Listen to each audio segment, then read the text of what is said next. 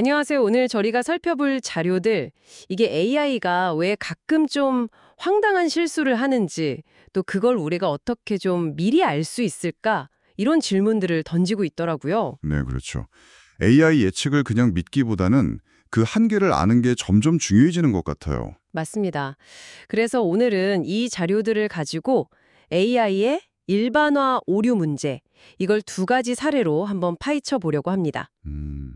여러 AI 모델을 쓰면 진짜 오류를 더 잘 찾을 수 있을까? 뭐 이런 거요. 네, 그리고 AI가 전혀 본 적 없는 걸 딱 마주했을 때 속으로는 어떤 생각을 할까? 뭐 이런 부분들을 좀 들여다볼 수 있을 것 같습니다. 좋습니다. 그럼 첫 번째 사례부터 한번 볼까요? 부분만 아는 AI가 전체를 다 안다고 착각하는 경우. 아날로그 시계 위주로 학습한 모델 A한테요. 날짜랑 온도까지 나오는 디지털 시계 사진을 딱 보여줬더니 어땠나요?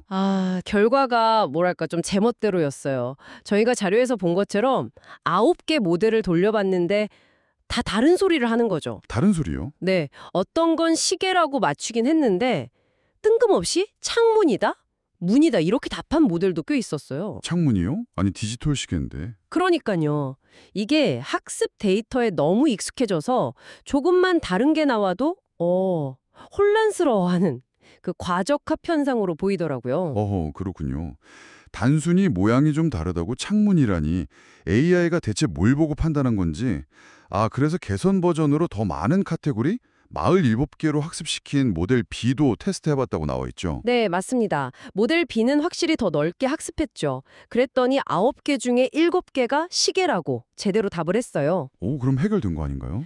근데 중요한 건 그 다음이에요.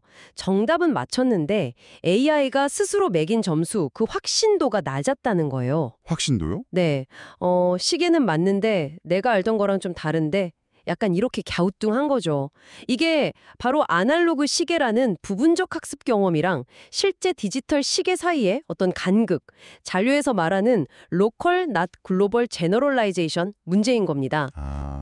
그러니까 단순히 정답이냐 아니냐만 볼 게 아니라 여러 AI 모델들이 서로 막 다른 답을 내놓거나 혹은 같은 답을 내더라도 좀 자신 없어 하면 그게 중요한 경고 신호다. 이런 말씀이시네요. 정확합니다. 그래서 이 자료에서도 오류 감지 기준을 제시하잖아요.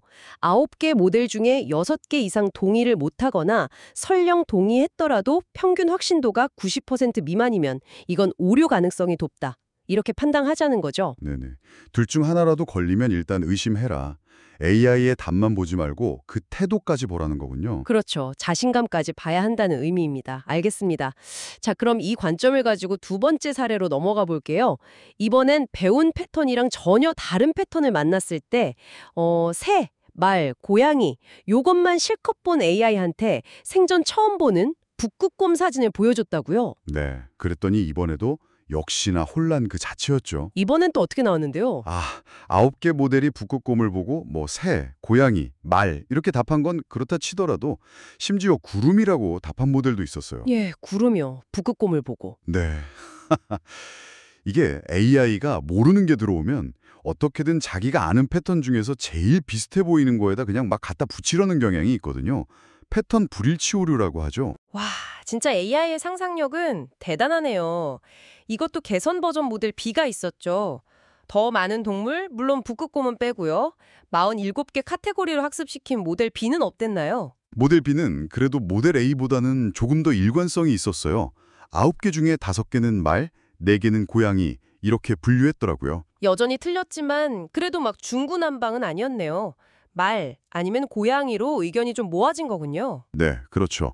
오답이긴 하지만 이전처럼 막 흩어지진 않고 특정 오답으로 좀 수렴하는 경향을 보인 거죠. 이거 흥미로운데요? 더 많이 배웠는데 일관되게 틀린다. 그럼 이 오류도 아까 말씀하신 그 기준, 그러니까 다수결이나 확신도로 잡아낼 수 있는 건가요? 네, 같은 기준으로 뭔가 이상하다는 신호는 감지할 수 있습니다. 근데 여기서 재미있는 점이 하나 있어요.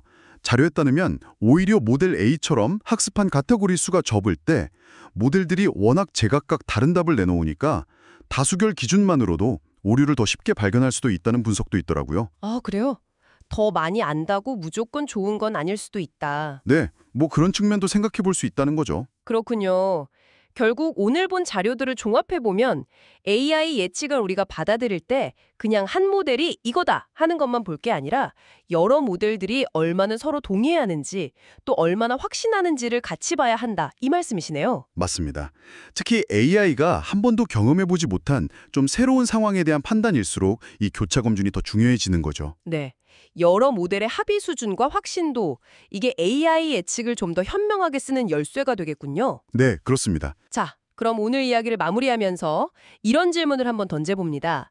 만약에요, 더 많은 데이터로 학습해서 예측의 일관성은 높아졌는데 여전히 생소한 대상에 대해서는 틀린 답으로 일관되게 동의할 수 있다면 우리 AI 여러 대가 만장일치로 내놓는 예측이라고 해도 이걸 얼마나 믿어야 할까요? 특히 완전히 새로운 문제 앞에서요. 이 부분은 앞으로도 계속 좀 고민해볼 지점인 것 같습니다. 오늘 심층 분석은 여기까지 하겠습니다.